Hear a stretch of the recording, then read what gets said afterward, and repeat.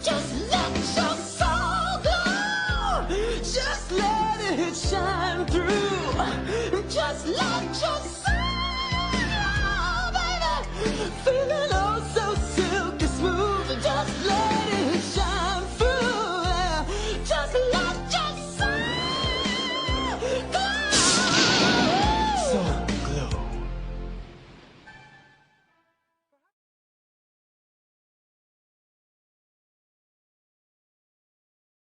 Love y'all, boys. Love you. Love you. I'll go to war with every single one of you, every fucking game, all right? Love you, 1-7. Here we go. 1, 2, 3, 1, 2, 3. Win.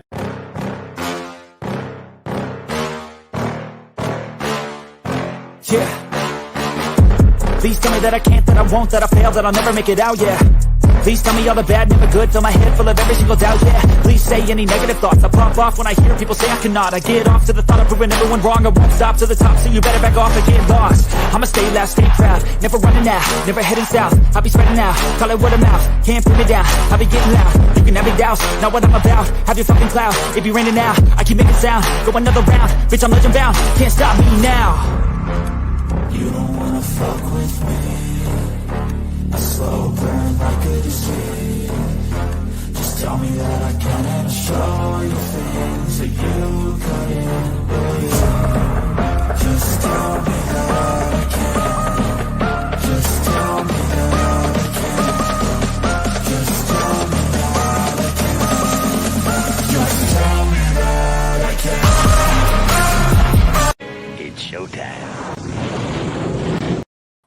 Welcome to Friday Night Lights. I'm your host, Tommy, to the highest degree, to the TOP, from the 313, and by my side is my main man, my toucan Sam, the one they call the Apex Man, Mr. Mikey. Welcome back, Mr. Mikey. Long time no talk. The chat has missed you, man. The chat has missed you. Not only that, I return to our staple show, Friday Night Lights. Right. Yeah, it is true. You've been missing out on Friday Night Lights. It's only been Tommy for a while, man. But yeah, man, the chat has missed you. They've been asking. Somebody has to, keep up with the chats. And when I'm not here, that's true. That's true. Tommy goes long-winded. So speaking of that, at least I eventually catch up. Unlike other podcasts out there, they don't even pay attention to any of y'all. So, just saying. Yep. Let's jump off real quick with Sylvester. He came in early and asked a question. He says, Tommy and Mikey, I don't know how you feel about the Stefon Diggs rumors. DJ Moore with Diggs would be fired, but I don't know if I want to take a chance on the toxic locker room. Listen, we're already taking that chance on the toxic locker room with some of the guys that we signed. Me personally, I always thought the issue was Diggs and McDermott, not Diggs and Allen. So if Allen signs off on Diggs, bring his ass back in. Yeah. He showed last year coming off an ACL. He had 85 for almost 1,000 or just over 1,000. Yeah, 1,000. Guy can still be a player in this league. And now you're gonna give me more Diggs and Shakir to start, and then you have Bell and Coleman and all those other guys behind them that fall in later. Yeah, give me that all day long. Yeah, I'm with you. Listen, I don't know what it is with, because I'm going to tell you right now, me and you on this, because we're going to agree on this, because I agree with you. We are one of few people out here that would want Diggs back for some odd reason. Bill's Mafia thinks Diggs is super toxic and would not fit in this locker room, et cetera, et cetera. And I just listen. That was never the case while he was here. At the very end, they had a falling out between him and McDermott, and people wanted to, put it more on Diggs was the toxic one, and he had a problem with Josh Allen at the end. He's showing him up, and Josh wants him out of town. I don't see it that way. I just see there was issue with coach, and also the change of the offense, the direction of the offense, I feel like also played a part of it. And that's that. So would I welcome Diggs back? Of course. He's a playmaker, guys. It's silly of you guys not to say that you wouldn't want him back. I want to win. I want to win. You guys should want to win, and he would help that. He would help that out a lot. So absolutely, I would welcome him back. But with that being said, Mikey, I would hope that he understands kind of his role now, coming back to the team where he would be.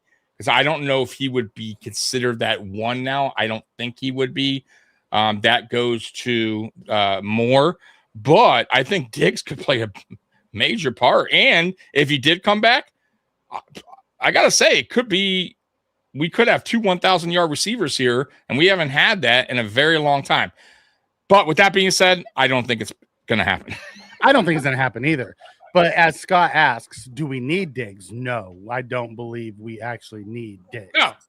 You know, by the way, Scott, this is a fantastic, Oh, stop it. Oh, my God. I don't think Diggs was ever toxic to the locker room or the players. Maybe a distraction with the media. Yeah, I'm kind of with you with that. He also kind of checked himself out at the end here. Like when he dropped the ball, he was like, oh, well, and just walked off the field.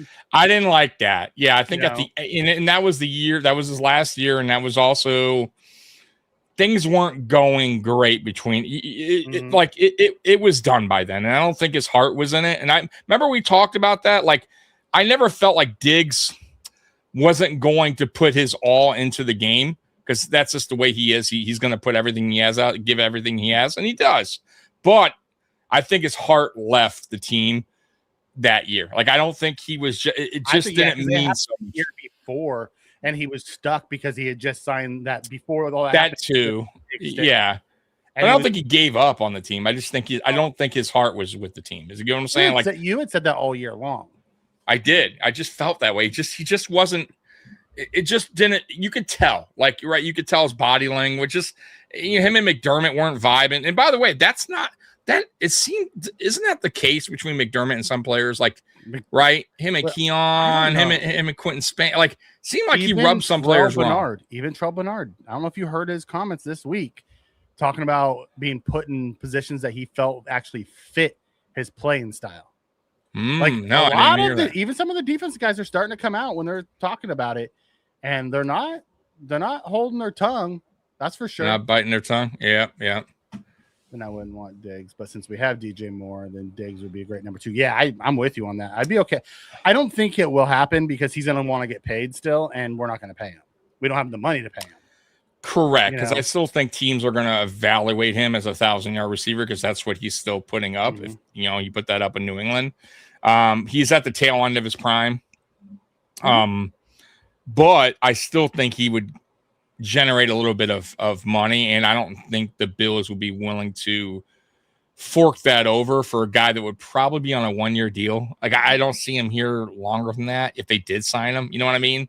So for me, it would have the price would have to be right, Mikey, and then I would be all for it. I'd be all for it if the price was right, and it, it worked in the budget. Of course, you bring him back. There, no He's doubt a good player. He's a good player. 999 thinks that they're going to get Patriots are getting both. He's a Patriots fan, by the way. Yeah, that'd be a very good duo. Those two. Yeah. Good duo. I'm curious what happens with that AJ Brown deal. I mean, it sounds like it's going to get done, but it's going to get done. But we'll see. You never know with this whole thing that happened, and with the Diana Rossini thing, and I don't know if that plays a part of it or not, but we'll see. Yep, if it's Lil Diggs that's trying to get him back, like Lil Diggs is the one that helped get him out of here in the first place, talking all that mess. Yeah. That's what I was worried about, Mikey and Tommy. Just hope Diggs would accept his role. Like, listen, Diggs is now far enough removed. I think he'd be fine. He's a couple years removed, had a major injury, came back. That's true too. Yeah. If he came back here, he would come back here with the understanding of what it truly is. He's not the alpha. That's DJ Moore. DJ Moore is the one here. He would be coming back to assist.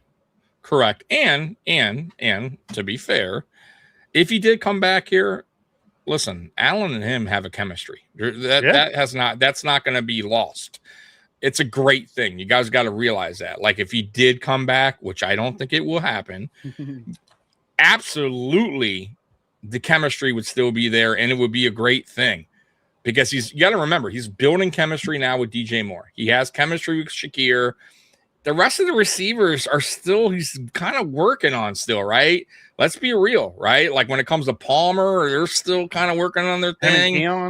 Him and Keon are still kind of, not totally there yet. So you bring a guy like Diggs in who's already had that connection, and we know he's a good receiver. Now you got DJ Moore, who seems already like, it's early, but it seems like they're getting into rhythm already.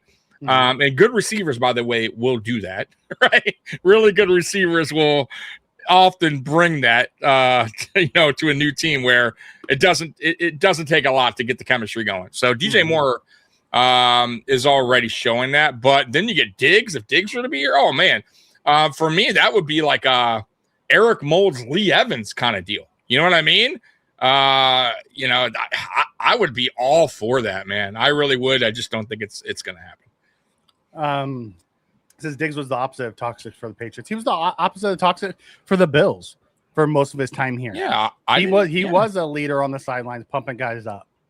Yeah, I never saw him I'll tell you, the only thing that kind of rubbed me the wrong way with Diggs was later on, and when he would go on the offseason, it kind of just do these stupid cryptic tweets, and it was kind of like foolish, like just games he was playing, and I didn't really care for that. But once again, it's off season. It didn't really hurt anybody. But at the end of the day, like he has to be a little bit more controlled when it comes to that stuff, emotions and tweeting out and throwing your kind of threw Allen under the bus a little bit at time. Never do that. That's who he is. Yeah, and that's the only thing. But that once again kind of comes with this territory. These alpha receivers, they all kind of have that about him. AJ Brown has the same thing. He brings his own kind of weird energy and stuff that he, reading books on the sideline. Like who does that? AJ Brown does that, right? And then you guys got like Rashee Rice, who Weston, the Kansas City Chiefs fan, who's getting in trouble. Who's going to star in The Longest Yard too, as Nelly. Right. They talked about that briefly on, by the way, real quick, they talked about that briefly on Post Podium. And here's my thoughts on the whole Rashee Rice and just players in general that get in trouble or off-field issues, etc. Because they were saying, look, if they caught him, I would, I'd take him in a heartbeat. I don't care about. So here's the problem with that. I don't mind giving players second chances. I'm all for that. We talked about, we don't need all choir boys here, right? We want guys that can produce on the field, right? And they're not going to all be choir boys, right? But they also got to be available, right? So if you're getting in that much trouble, right, that means your availability is probably not going to be good, right? Because you're either going to be in jail or suspended. So I don't know if I would want a player that's constantly getting in trouble. Keon Coleman's situation is different. His is maturity, getting suspended by the team for missing practice, missing practice. He's not getting in trouble. He's not getting, right. And not only that, I don't mind giving, like I said, you can give a player a second chance, maybe even a third. But with Rashee Rice, it just seems like he's not getting it. And it's kind of followed him throughout college and now the NFL. And it's just a continuing thing. And I would be worried as a Chiefs fan because he's a really good player. But if he can't be on the field and he's constantly getting in trouble, it's like, how much more longer do teams put up with it? Because remember the guy that played for the Patriots, I brought him up the other day, kept getting in trouble. Josh Gordon. Josh Gordon was the same problem. He was a really good receiver. Started with the Browns, got in trouble. Then the Patriots gave him a chance, got in trouble again, The Raiders. And eventually the NFL teams are like, I'm done. It's not worth it, right? He has all the talent in the world, but he can't. We can't rely on the guy. You know what I mean? Like put it this way, you're gearing up for your season. You got your one, or you got your top dog receiver. And now you got to, you sign other players, you avoid, getting a receiver. And now this guy gets in trouble and you don't know if he's going to be available for the first 4 weeks or season. You know what I mean? Depending on what he did. So that's a tough situation, man. Hopefully he eventually grows up. Well, We would hope he would have grown up after he got in trouble last time, but you would hope so. You would hope so. If you're a Chiefs fan, you would hope so. Yeah. This is wild to me. This comment. Sure. They need a coach like Belichick to rein in Josh Allen. You can tell this guy's not a Bills fan. No, he's a Patriots fan. He's been on here. I know what I'm saying. You can tell, though, because people say they need to rein in Josh Allen. Sean McDermott reined in Josh Allen, and we still lost because the defense gave up 30-plus points a game. Now, you want to give me Bill Belichick to help my defense? Josh Allen's not the problem with the Bills. Correct. At all. Correct. So I don't get the fun club comment, but listen, if you because they like to have fun and Josh that has nothing that has nothing to do with anything. There's a lot of teams that win championships that do that. So that's one. Two, Belichick. If you're going to compare Belichick and McDermott, it's night and day. It's kind of like McDermott and Andy Reid. It's night and day, right? Belichick. What did he do great there, right? He landed a Hall of Fame quarterback in Tom Brady that, let's be real, it's not like he knew Tom Brady. Serious. Yeah, and he didn't know Tom Brady would be that guy, right? It kind of just happened to be, right? An injury, Drew Bledsoe. But what Belichick did so great there, which I wish McDermott did, was he got the best out of his players, right? His defense was one of the best while he was on that run. McDermott never got that. The first really. three Super I mean? Bowls that they have are because of the defense, not because of Brady. They carried Brady. Right. Yeah, I mean, but my point is, he got the best out of it. A lot of guys left New England, moved on, got paid, and went back. They did terrible where they went back to New England and played good again. Like that's what he did the best. Like Belichick knew how to use his players' strengths and he knew their strengths and weaknesses. And use them well, man, on their strength. So, dude, listen, the problem is, bro, for me and Mikey, at least what we think is McDermott was an issue, and we moved on from McDermott, and we'll see. We're either going to be right or wrong on that. You know what I mean? We're going to be right or wrong. We're going to be wrong. Let's be honest. I don't think so. We're always wrong. We're always wrong. Yeah, it's true. That's true. We are. Sylvester says, I heard a lot of rumblings about the Bills having too many slot receivers. Everyone's just assumed somebody because they're not 6'4", they're a slot receiver. I don't listen to that bullshit. I just don't. Yeah, There's no way in hell Diggs is in Buffalo again. And I don't think so either, Roy. They probably won't be. They probably won't be. Yeah. Pats cut Diggs, but that was the plan from the beginning. Yeah, because they gave him a big fat contract. Yeah. We'll see if he comes back. He'll end up somewhere. Just sit here, stir it up. Some crap, Weston. Weston's always stirring up crap. It's his favorite part. I think Joe Brady's going to have some of his LSU style called. Yeah, I do too. And with Joe Brady, my biggest thing, and I talked with Tommy about this, a bunch. Tommy's biggest issue is he doesn't feel like he understands his players' strengths the best, and he doesn't scheme the best. But you know what Pete Carmichael does the best? He knows his players' strengths and knows how to scheme. That's my favorite part about this duo. It's no different than Sean Payton. Sean Payton with Pete Carmichael and Sean Payton without Pete Carmichael is very different. Pete Carmichael is one of the best schemers as an offensive mind we have out there, and I'm excited to see what he can do for this Buffalo Bills offense. No, I'm with you, man. I actually mentioned that the other day too. I'm like, thank God we have these older heads in the building, especially with the younger guys like Joe Brady being the youngest NFL head coach, and Jim Leonard being a first-time DC.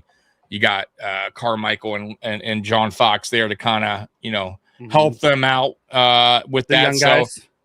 The young guys, yeah, and I'm with you, man. Like, I hope Carmichael understands what he has in the room and utilizes these guys to their strengths on this offense to actually showcase their ability, man, because that's what we've been missing. I feel like that's what Brady's been, and I've been saying that's where Brady kind of he just hasn't done very good at that, showcasing player strengths, and hopefully that changes this season. Well, we're gonna find out. Weston keeps saying, Tommy, tell people to hype the video. I don't know what he's talking about. Oh yeah. So I believe on your phone, guys, there's a way to hype the video. If underneath, like, there's a thumbs up, thumbs down, and then you kind of look to your right. There's a thing called hype. and basically it helps our YouTube algorithm out. So if you guys can hit that, I appreciate that. Obviously hit the thumbs up or thumbs down, whatever. If you guys are hating our content, go ahead and hit that thumbs down. Or if you're Spen, because Spen just likes to be a problem. Right. Lee says, well, we're crazy for wanting him back. I don't want him back on the $30 million contract. We're getting him back for, a 1 year, $4 million deal. I wouldn't mind having him back. I don't want to sign him to a multi-year extension again, but a 1 year, I'd take him. No. Yeah. 1 year deal. You know what I mean? And right now, obviously I think he's a free agent because they're waiting for the trial to end. I think he has one open, but I'm not. He does. Yeah. He beat them. He beat the big one. Okay. Well, the strangulation one against his former cook. Sounds so bad. I know. It sounds so bad. You beat the strangulation one. That's really good. But yeah, I mean, like whatever happened. Like I wasn't there. I don't know what happened, but it got tossed quick. Yeah, it did. So it was like a chef, right? Yeah. Fucking steak. I told you medium rare, motherfucker. There was another player that got arrested for speeding, which is so stupid. Yeah, they didn't learn from Henry Ruggs, right? Henry Ruggs speeding and you're killing somebody. Like what the fuck, dude? Like you would think, Mikey, right? Jordan you would Addison think, but they never do. With got busted for that. Yeah. You know what's funny? Mikey, Bucky Brooks, Bills tight end number 2 behind the Rams. Okay. I mean, yeah. I mean, they're I don't listen to. I'll be honest. I don't listen to Bucky Brooks at all. Some of his rankings are wild. Yeah, he's a hot take artist. If they could stay healthy, I can see that because Halls is a guy that's only behind the Rams. The Rams have the second. Oh, I don't know about the Rams tight end. I'm just saying our tight end room is pretty good. I don't know about. I don't even know who the Rams. They said we have the number 2 against behind the Rams. Like, yeah, I have no idea. But I was doing the down a drought, and we had Marshawn Lynch. So they're talking about Lynch, right? And he got a DUI, right? And back then, apparently, I guess the commissioner was very lenient, so no suspension, right? Then he gets a next season or like whatever, gets pulled over with a gun. Then he gets suspended 3 games. It's like, and I'm like, of course he did. Like Marshawn, he's still doing that stuff. Like, you know what I mean? Like players, man, come on, man. Like the commissioner was really lenient until the whole Ray Rice video came to light. Dude, after that, things changed. Especially for domestic. But yeah, after that, things changed drastically. But it was weird because players are getting suspended for like longer for dumb shit, and it's shorter suspensions for things you would think they would be suspended for a whole year. Remember that? Like, It's like the oddest thing, man. It still is. Like, and there's no rhyme or reason for the suspensions that they have. Right. I don't get it. I like this one from Sylvester. It says Joe Brady could arguably have the most pressure of any coach this season. It's already Super Bowl or bust in his first year. I don't know if it's Super Bowl or bust. I really don't think it's Super Bowl or bust. I think we want to get to the Super Bowl, but I don't think it's a 1 year and he's, if he doesn't win it all, he's done. Yeah, I don't think so either. And that's kind of the topic of tonight was, the Josh Allen, like how long do the Buffalo Bills have? Like, what's their window like to reach a Super Bowl with Josh Allen and the Buffalo Bills, right? And we've talked about this. So, or we've, kind of talked about this, but here's my thought on the Joe Brady hire. I don't want it to turn into the McDermott hire where we're, 7 seasons in and we're, it's constantly, it's like rinse and repeat, make it to the playoffs, get kicked out of the playoffs, like out coached. For me, I'm going on Josh Allen's kind of prime window here. And we talked about this, Mikey. We think it's about 4 to 5 years of the best, we're going to get out of Josh, especially playing the way he plays. So, for me, I'd give Joe Brady 2 years. 2 years. If Joe Brady can't get it done after year 2, you got to move on. And at that point, Mikey, to me, if I'm Pagula and you can't get it done with Brady, I'd go out there and find whoever coach is available, a Super Bowl winning head coach. A coach has been there, done that. If he's available, You got to. I would not go young again. I want to get an upcoming guy that, you know what I mean? Like, it's time to get an Andy Reid type of coach. You know what I mean? Someone who's already won a Super Bowl, has that ring already, knows how to get there. So, but we'll see. I'm confident in this coaching staff. So. I'm different. I would give him 3 to 5. Oof, that's risky. 5 years? Then 3 to 5. I didn't say 5. I said 3 to 5. 3 to 5? Because, well, let's be honest. What if he's doing his best and, the guy drops the ball, or, the defense doesn't do something, or like it's not a coaching blunder, it's a player blunder. Like, you're going to fire a head coach because the player blundered? Yeah, but how many years? We've said that with McDermott, though. This last year was the best year. The year before was because of this. The year before was because of that. For years, it was McDermott's blunders. Yeah, I mean, I guess. I listen, it depends how we're losing these games, right? I would put it like that, right? Are we losing, like you said, because is it 2 years in a row we're losing because of bad coaching? If we're losing for bad coaching, absolutely. Right. Kick rocks. But if it's, if not, I'm not looking to just replace him. Like Josh Allen answered that question actually on Eric Wood's podcast. He said, where do you think your peak is? And he said, I think the new study says the male's peak age is 32. So he feels like he has 3 years before, 3 years after. So he has a 6-year run is how he feels before he really starts to take the, go down. Which is kind of what we're saying, right? 3 to 5 years. Also, I mean, not 3 to 5 years. Do we need peak Josh Allen to win the Super Bowl? Or by that time, could he run into a team like, John Elway had and be carried by something else other than just him? Yeah. Roy, real quick, I think it's after the video. So, because we're live. Mm-hmm. So once we're done, then you can go back and you'll see where it says hype. Because I don't think during the live you can do it. Where is Princess's cameo? Where's Princess's cameo? She must be in the other room. She's usually right here. I think she's pissed at me because today I had to go to work. Normally I don't work on Fridays, but they wanted me to swap days. Of course, she gets mad. Yo, Robert. Now this is a great segue into the next topic I had, and that's this week's mini camps, right? Uh-huh. The OTAs, and holy shit, does Landon Jackson look big? Hey-o. Like, knowing that he's gonna, I think he's 280 now, and he plans on being like 285 when he goes to play. Gonna play the 4-eye position. Mm-hmm.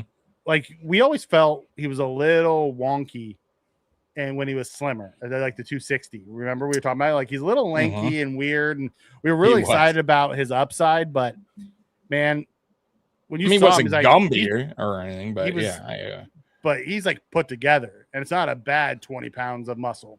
No, and it's not fat either. Like, I heard Dan Mitchell's like, man, I'm kind of worried. I don't know. He kind of looks. I'm like, I wish I could have talked to Dan. I'm like, no, dude. Like, this guy, he's putting on, like, he Landon Jackson's not the kind of guy that's just like a fat kind of guy. Like, solid. Like you could tell, like, it's muscle for the most part. So my only concern with the weight gain is he's going to get up to about 285 is what he said he wants to get to, which is fine. But having these knee issues that he's been having since high school, and I think he's had now 3 ACLs, that puts a little bit more weight on your knee. But he did say, because he's, the position where they're putting him at now is going to help him out a little bit more with that. So maybe it won't be an issue, but once again, the extra weight on your knee can't be all that good either. So hopefully, knock on wood, he stays healthy, and we'll find out what we get from Landon Jackson now that we're putting him in different positions. I was listening to Jerry O and Joe Marino and that group over there on Bill's squad, and Jerry O was talking about him kicking on the inside actually is going to help him, because a lot of his injuries came from trying to bend around the corner and dig his thing in to bend around, and he's not going to have that. It's going to be a lot of phone booth fights for him, and I think it's actually going to help him with that type of injury. He'll be on the inside shoulder of the tackle now. Yeah. So that could definitely help him out because he was on the edge before. So he was kind of bending a little bit more on his knee. So yeah, the inside, like you said, they're going to be, it's a little bit more hand fighting, a little bit more in the trench warfare. As you said. I hope you're right, Ben. I hope we have Josh for another 8 to 10 years. I really do. I hope you're right too, but his style of play, we'll see. I mean, look, we've been very lucky with him. He's been a tough dude, but let's be real, Mikey. He's hurt every year. he just plays through it. All right, broken foot, like a broken chip in his bone, his arm, the one here, it's not. We're kind of getting lucky that he's just a tough dude and can kind of play through the pain. But there will be a time. Now they all have their moments where unfortunately they get a little older. They have an injury. They just can't. He's built different. He is built different, but we've also seen him in 2018 miss some time. So I'm just saying, like. It's possible. He hasn't missed time since 2018, though. No, he hasn't. And knock on wood that he doesn't. I'm just saying his play style, you know how it is. He's been a lot better since 2018, obviously, at sliding more, getting out of bounds. But he still does the tush push. He still stands up straight at times. He still takes on tacklers. You know what I mean? At least he stopped jumping over guys. He has, but I can see now I'd like him to actually hold on to the ball a little bit better. Yeah, I think I think last year was just weird with him. I think he was trying to do everything he could to kind of move that offense because that offense was really stuck at times, and he was going back to early on Josh Allen where he felt like he needed to really take the whole offense on his back. And it cost him sometimes. Yeah. As if the guy drops the ball, then he wasn't coached hard enough. That is a great comment. Right. You got it right. Super Bowl or bust. Yeah. And that's why, give me any good players. I'm okay with it. I give him 3 years max for us to get to the Super Bowl appearance. I'm cool with that too. The 3. Yeah. Again, like I said, 3 to 5. If it's 3, it's 3. You know what I mean? All Brandon Cooks had to do was catch the football. Yep. That's all he had to do. Hype, level 4. Build the best team around Josh. You can still win. We just it's disappointing that we haven't won one because we've had teams that should have won one and coaching got in the way. Yep. Let me ask the chat real quick because I've said it. You already know my answer, Mikey. If the Bills during our McDermott era, right, during the run. Ooh, look at this. As Patriots fans said, Brandon Cooks was a catch. It was a catch. Let me ask the chat real quick. In this McDermott run, in the playoff run, if the Bills, instead of averaging on defense 32.5 allowed, if they average 27.5, 28, do the Bills win a Super Bowl in that anytime in that run? If we give up 27 or 28 rather than 33? Yes. Just go back to that 13-second game. If we just don't give up the freaking field goal in 13 seconds, we probably win one. So Mikey answered, but I'm curious with the chat. Do you guys think if we just a few points shorter? Let's go last year. I would have loved to see the Patriots Bills part 3 in the conference championship game last year. Yeah. We just don't give up 30. By the way, 27.5, 28 is still a lot of points, right? Okay, it's not like I'm being unrealistic here. I'm knocking it off by a couple points, but that's the difference, guys. It really is. That's the difference. Is Josh declining, or is he just running a different offense? Because he says Josh is already starting to decline. I've had this talk with him. I totally disagree with the take. He's a Patriots fan, and I get it. But just like your team, and I know you know it well, and I'm not going to comment on what you guys do because I don't really watch you guys that much to go, hey, you guys, this guy's declining, because I don't know what's going on there. What me and Mikey could tell you is the reason why Josh Allen's numbers have dipped is because of the change of the offense since Brian Daboll left. And there's no lack of a receiver room. And there's the lack of the receiver room in the last 2 years. There's no hiding that. Put it this way. Go to Joe Burrow's numbers and take away Jamar Chase and Higgins. Is Joe Burrow's numbers still in that range? Of course not. No. If you give him okay average receivers, his numbers are not going to be that way. That's just the way it works, right? You have to have a guy. So unfortunately, we got rid of our guy in Stefon Diggs, and we also changed our offensive style of play, right? We were more run heavy. We were, we slowed it down on offense. We weren't taking shots downfield. We were kind of old school football. So of course, quarterback's numbers are going to dip a little bit, and that's what happened. Go ahead, Mikey. He said the Bills would have won multiple Super Bowls. They had a good defense. The problem is they spend all their money on offense. That is not true. They actually spend all their money on defense, and the defense fails them. That's the wild part. Right. They don't spend their money on offense. That was right. One of our biggest problems. And what really hurts and sucks, but we have to do it now, 999, is because we spent all that money on defense, right? And it didn't work out, and it was players that didn't, fit into the system, whatever you want to call it. Now we still have to invest in defense because we got to correct it. We got to correct that issue. So we still can't really spend on offense, right? So to be honest with you, the most money we spent on offense has been Allen and Stefon Diggs. That's it.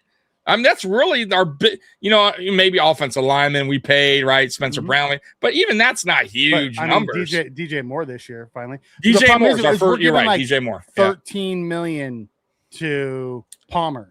We're giving $11 million to Kenny. That's like stupid contract. If you go look on the defensive side, we're giving our big money to our defensive players who have not been great. Yeah, big time money. I would say I would say Benford's been playing worth his contract. I would say he's been fine. Ed Oliver, I'm still on the fence with. What do you think about Ed? Has Ed lived up to the contract extension? When healthy, yes, but he hasn't always been healthy. So, no. Because he hasn't always been healthy, right? Like, what about Groot? Well, Groot's he's just now going into his contract. I know, but has he lived up? I mean, has he lived up to his first year after his first year? Because he got paid. No, this is his first year of his payment. Like he was. I thought he got. Oh, I know, but he got paid last year, didn't he? I thought he got paid. But yeah, he got paid last year. It didn't kick in until this year. True. Did he live up to his rookie contract? Yes. Okay. We'll find out if he lives up to his second contract now. Yeah, it's true because it doesn't kick in. Yeah, until next year. Roy says, "Yeah, I guess you're the only one who feels that was a pick." Yep. I think you're the only one who believes that. Yeah. Great. I don't think that this coaching staff is gonna have. I would really hope not. So if it does, we're just doomed, guys. I just can't. You know what? Put it this way: if they do that again to me, Mikey, fire fucking Brandon Beane and just get an offensive, just get a GM that's just going to go, you know what? Fuck the defense. I'm just going to go ham on the offense because I don't think he'll change his ways about trying to fix the defense. Like, I think he's stuck on that. Like, if our defense continues to suffer, I'm just saying, like, let's say we're year 3 and we're still giving up. The defense is still an issue and they keep on going to the well. Let's, spend the money on this guy, draft. And it's still not working for me. You at that point you got, because I don't think you'll stop. You got to just go heavy on the offense because how many years are we going to keep on trying to fix the defense? You get what I'm saying? If we're year 3 in, Mike, I'm just saying, and we're averaging 33 points a game. Teams are averaging 33 against it. I kind of give up on it. Like at that point, just load up on offense. Try to be the fucking Rams, greatest show on grass, right? Okay. That's how I feel. I'm just saying you can only do it for so long. We have tried and tried. I'm kind of with you on this one with Pagula. He's been satisfied with good playoff seeding. He has been. This was the first time he actually made a change because he realized it wasn't going to work finally. That yes. So post podium said that, and I disagree with them on that. That it's all about the money. He's fine with the win.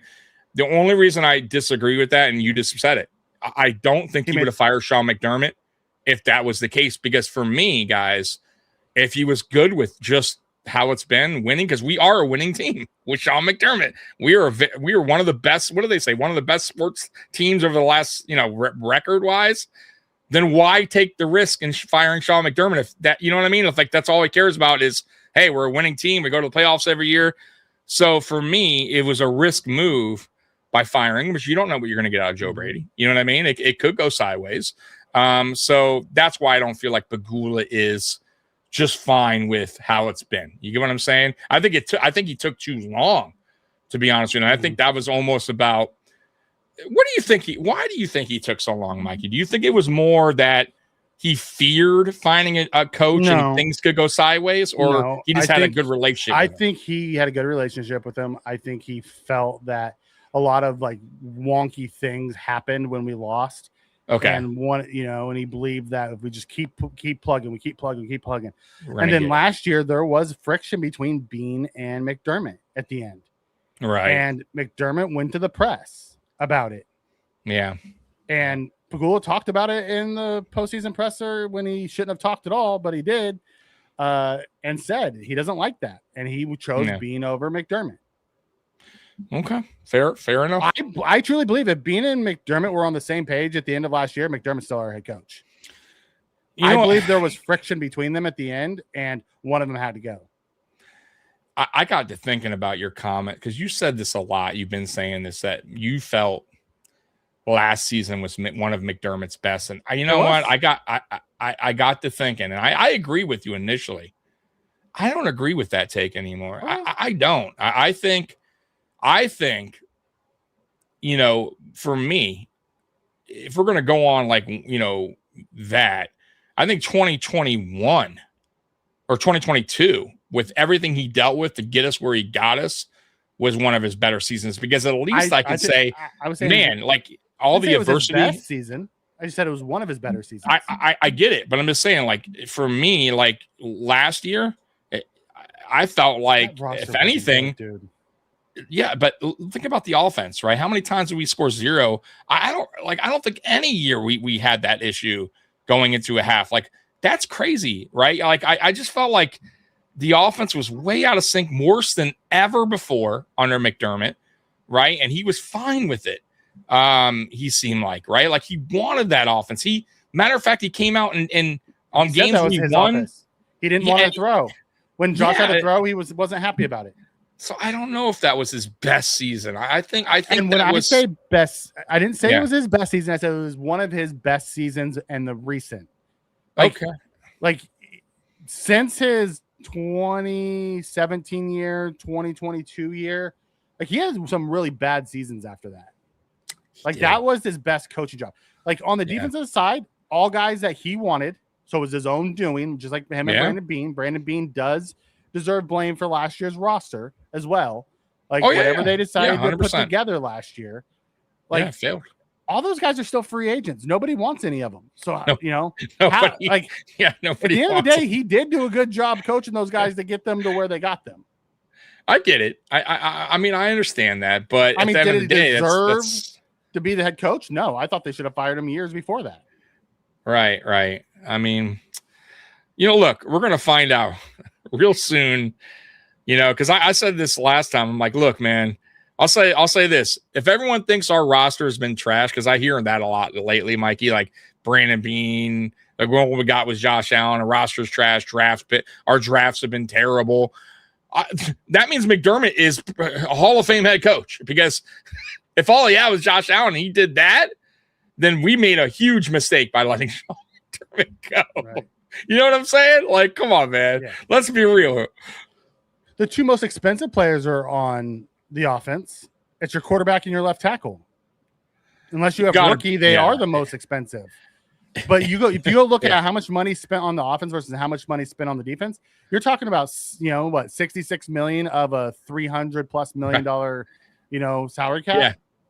And by the way, 999, you have a rookie who's trending in the same direction, who's going to get paid even more. So get fucking ready, because he's on a rookie. They have a rookie quarterback and a rookie left tackle. That's what I'm saying. And right. So I'm just saying, you get ready, because it happens to all these teams. You can't keep them all. He was just saying that he felt you the gotta pay offense was getting more money.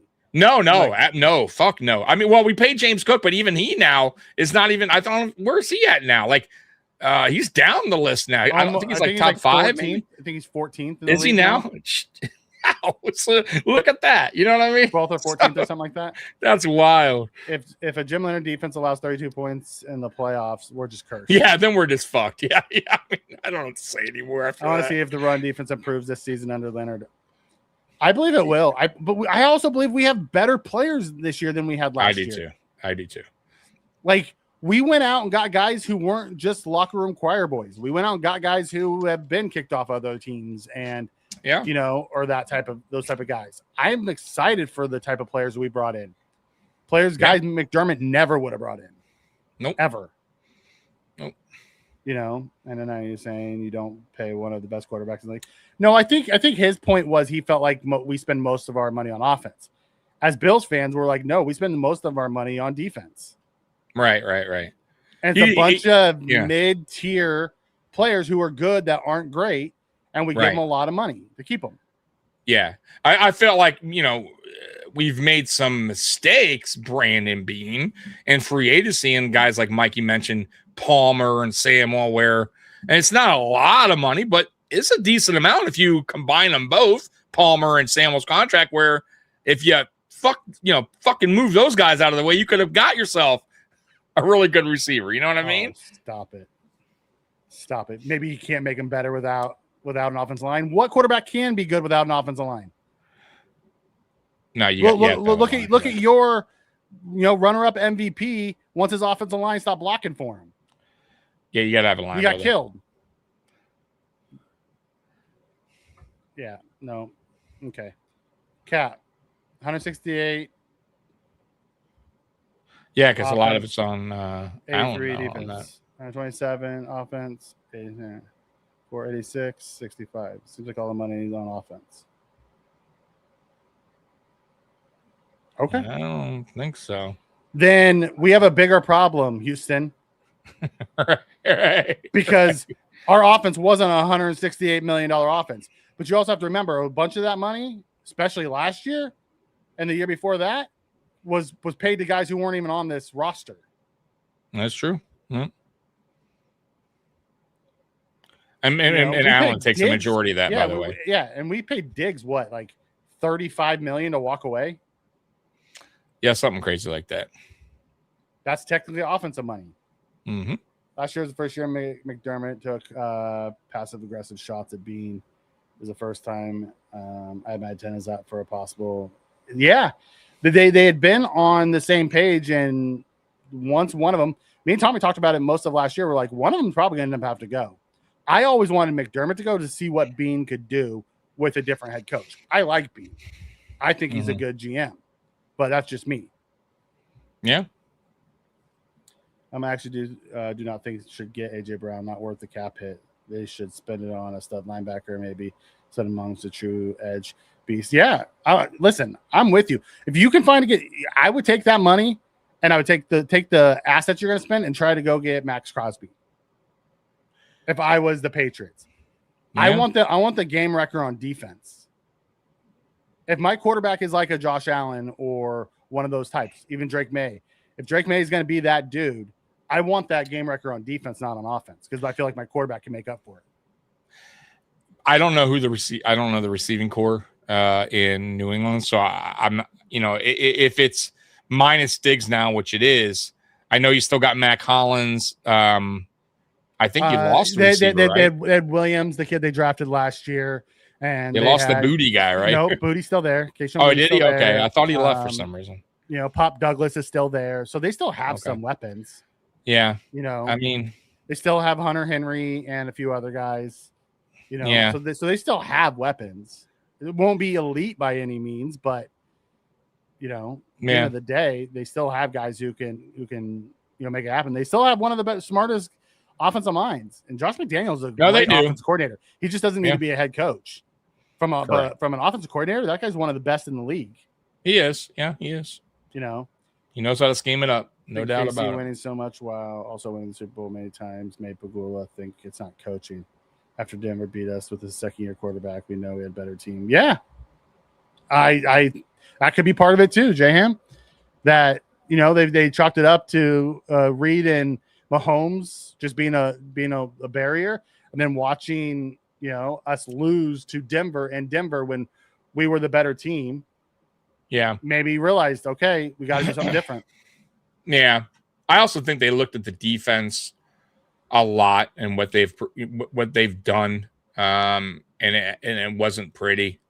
Mikey, do you remember the game against the Dolphins? We gave up 30 points to Skylar Thompson. We barely won that game. I mean, like, stuff like that is unacceptable. You know what I mean? Like, you should be blowing the Dolphins team out with the third string quarterback. And these are the things we're talking about when it came to that defense. It's like, remember that? I remember going into that game. Remember, Mikey, we're like, oh, we're going to blow this team out. Skylar Thompson, like, and they made it a dogfight. That should never happen, guys. And it almost felt like every game we lost to the third string offensive line against the Bengals. Cincinnati Bengals, yes. They had their third picking string guys off the street squad. Guys. Yeah. It was wild. And they just dog walked us in our park. Correct. Which is unacceptable. Right. And the shock the Bills players are speaking out. Yeah. It's kind of nice to hear, them actually talk about the new change. People seemed rejuvenated. Like after a decade of the same song and dance, it gets repetitive and people start tuning it out. You know, what you guys mean is we keep spending draft capital and cap space on defense. Sure. The problem is on defense we picked the wrong freaking guys over and over and over. We went out and spent a lot of money on Butler. We spent a lot of money on Starr. We spent a lot of money on Vaughn. We spent, we're always spending a lot of money on guys who aren't Bosa good. 1 year that just it didn't do anything for us. It didn't make a difference. And then we have guys who come in here on cheap deals, can't get on the field, go to other teams and succeed. Right. Or guys on 1 year deals that actually do something and they leave because they get we only signed a 1 year deal. They go get paid somewhere else. You know what I mean? Like bring back the same guys, the AJ Kleins, the Jordan Phillips, the Shaq Lawsons, Right. It's just always the same rotation. Yep. Rinse and repeat. Yep. Difference with Drake May will be that he'll take a hometown discount. You think that you don't know that. You have no idea yet. You hope. You hope, right? You hope. You hope. It still will be a big contract. Trust me. He ain't gonna want pennies. Even Josh Allen, who took they have Romeo Dobbs. I forgot decent about that. Deal. Yeah. Oh, Dobbs. Okay. Yeah, they but even Allen, who took a decent deal, but still a lot of money. You know what I mean? Like it's not like he didn't take the most APY. He took them. He took most of his in guarantees. Yeah. But he got paid as much. Right. May's gonna get paid. Trust me. Yeah. I mean, not everyone has a Giselle who makes more than you do. Correct. That you could take that. Right. That you could take that kind of discount to win. Right. You would absolutely right. And listen, let's be real. Tom Brady knew after football he had a bunch of stuff lined up. Not only that, but Giselle made more than he did. He did. I know. I'm just saying, but even he understood that after football, he had stuff lined up. Like he was already set. So he did it smart. He was smart. Great thinking and helped the Patriots, but that's super rare. It's super rare that happens. I would rather us not build around Josh and actually build a competent defense. Like go look at what the Seahawks were last year. Yeah. The problem is I have zero trust that this franchise knows how to build a competent defense. I have yet to see it. Right. We got to see it. Yeah, that's right. We could talk about how we're excited. I'm excited about this defense. The change and what we could be. But until I see it. Correct. It's all talk. It's all us being optimistic. Sam Darnold won a Super Bowl before Josh. Right. It's crazy. But Mikey made a great point. If you go back and watch that playoff run by Seattle and including the Super Bowl, their defense is really what kind of set the tone. Yep. Set the tone of majority of those games. And in the Super Bowl, big time set the tone because Seattle's offense wasn't humming. That was what was it, tied at half, or Seattle was up by 6 or something? It was a low scoring game until Seattle finally got some, a touchdown on the board, and then they kind of just pushed away from there. But It was the defense that held on, right? And to be honest with you, Mikey, New England, their offense struggled the whole way through. It was the defense of the Patriots that kind of carried them into the Super Bowl. You know what I mean? So defense absolutely matters. Give Beane credit for Josh only. You guys think Beane's top 5 GM? I don't think he's a top 5 GM. And he's not how you blame Sean for drafts, but give credit for. I don't blame Sean for drafts. I blame them both for drafts. Sean had the final say on the roster. It's proven facts. Yeah. And at the end, when Beane went rogue and got rid of someone that Sean wanted, he went to the media and complained about it. I think he's a top 5 GM. But that's my opinion. Yeah. But at the same time, Brandon Beane drafted for what Sean McDermott wanted. Yeah. You know? Like every, by the way. We'll find out like what. every GM does. Yeah. We'll find out exactly what Brandon Beane is over the next 2 years. Correct. I don't blame Sean McDermott for the players. I blame Sean McDermott for his defense. He's a defensive-minded head coach, and in the clutch, he failed with his defense. Correct. And that's my point, what I said earlier. If this new era without Sean McDermott goes the same or worse, then, yeah, we can look back and go, damn, Sean McDermott was a fucking great head coach. Like, maybe one of the best head coaches ever, right? To work, you know what I mean? Like, if we still are struggling or still can't, right? So, you know, that's my point. I listen, every GM caters for the coach. He builds around what the coach's vision is and scheme is. And Beane is going to do that with Joe Brady and the coaching staff. That's why you're seeing different type of players being drafted, different type of players in free agency. It's already starting to change. The new era of Bills are already looking different. Yeah. No one's making that level of money. Needs anything except fishing pole after football. Yeah, unless you want to. I mean, he wanted to be an owner, so now he's an owner. You know? We don't need to build our offense because I feel like Josh is enough. Josh is going to put up 28. Yeah. I think if we look back, and Spen talked about this, he said, you know, it seems like we might be leaned a little bit on the cap side. Then that's a Beane and McDermott issue for paying the wrong type of guys. Because we didn't get the return on investment if it's all going there. Speaking of this, since we're on this topic now, I was going to save this for later, but real quick, and we won't stick on it long. But they had an article about Beane's drafts, right? Okay. And how he compared to other top GMs, right? Chris Trapasso wrote this, did a really good article about this. So he did 2018 to 2023 study, right? And basically he did it by residual, right? Per pick. So he breaks it down, right, Mikey? So you can see here versus the Kansas City Chiefs. Beane has drafted better since 2018-23 on the residual picks, right? You see in 2018 he did better, in 2020, and 2022 and 2023. So he did a better job in there. If you look at round 1, he did a better job in round 3 and round 4 and round 5. So we're talking about the Kansas City Chiefs, right? Can I tell you what the difference is? Yeah. Yep. Go ahead. Beane drafted more doubles.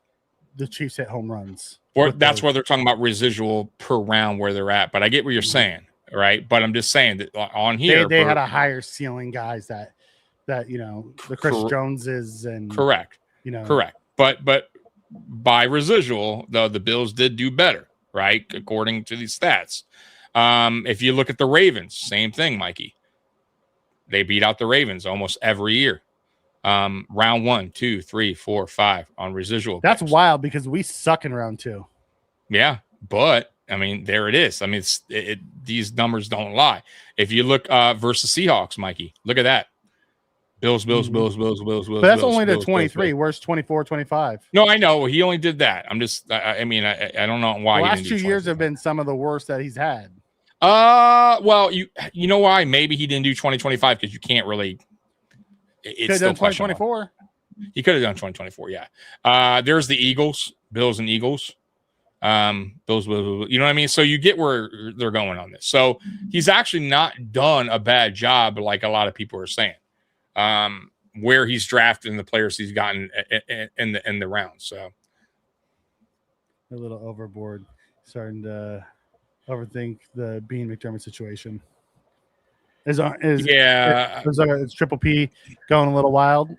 They're stuck on what they feel, and I'm the same. I'm gonna stick to my I'm gonna stick to what I believe in. It doesn't matter what we feel because the change was made, and it is what it is. True. That's right. You know, I pose a question for you. Are you satisfied with the last 7 years of the Bills? Hell no, I'm not satisfied. I was happy the first 2 years the Bills made the playoffs because I was sick of the drought. Yeah. Since then, I have been disgusted with us losing in the way we've lost.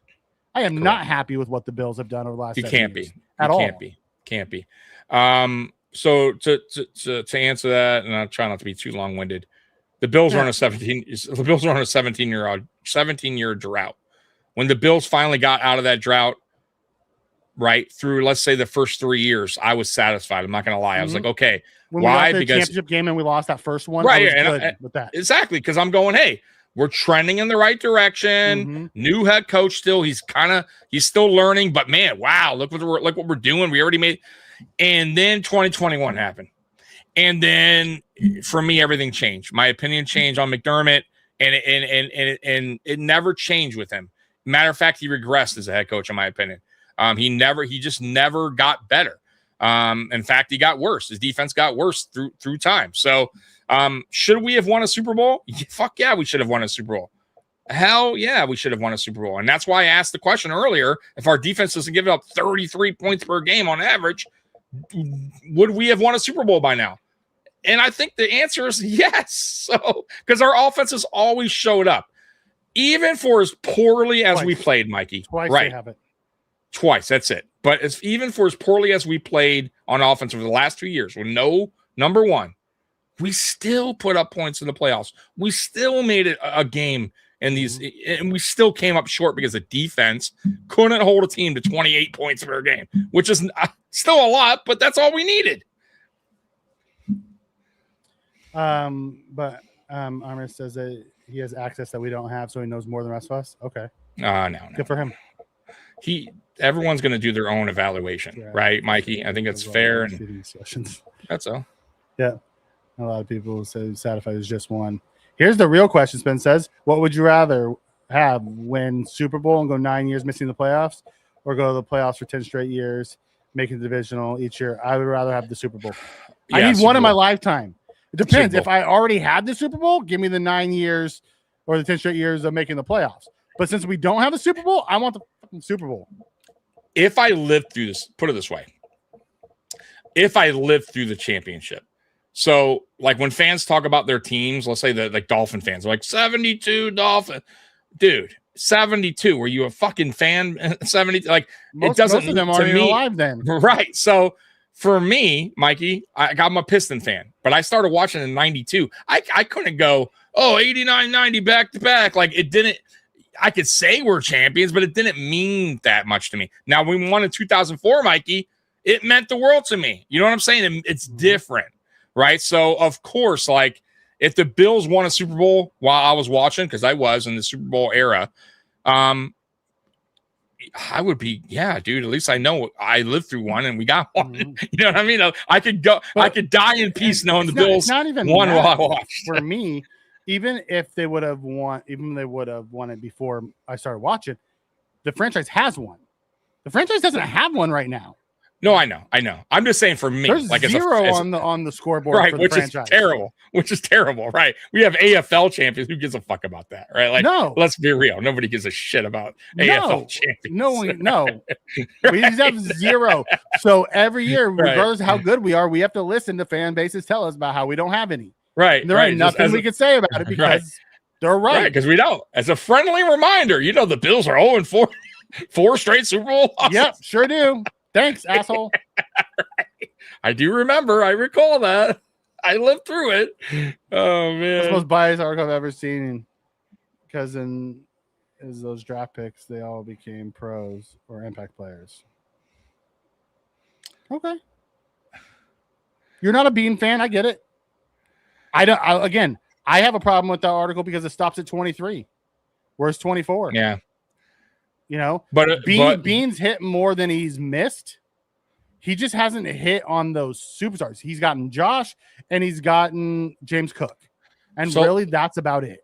But let me ask this question to you. What was his name? Lino.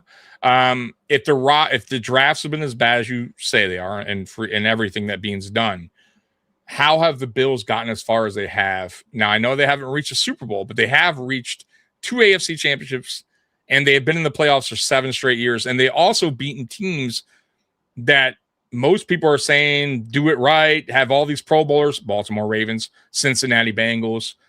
You got to remember, there's only been one team that's won the Super Bowl since the 2018 era of these quarterbacks: Allen, Burrow, Jack. It's been Kansas City.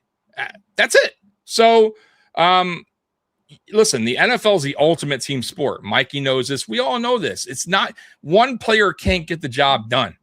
So this roster is not as poor, as bad as you think it's been built. Matter of fact, Mikey, a lot of our players, a lot of them that start are draft picks. Yeah. Think about it. Good. They're good players. They're good players. They're just not X factors. Right.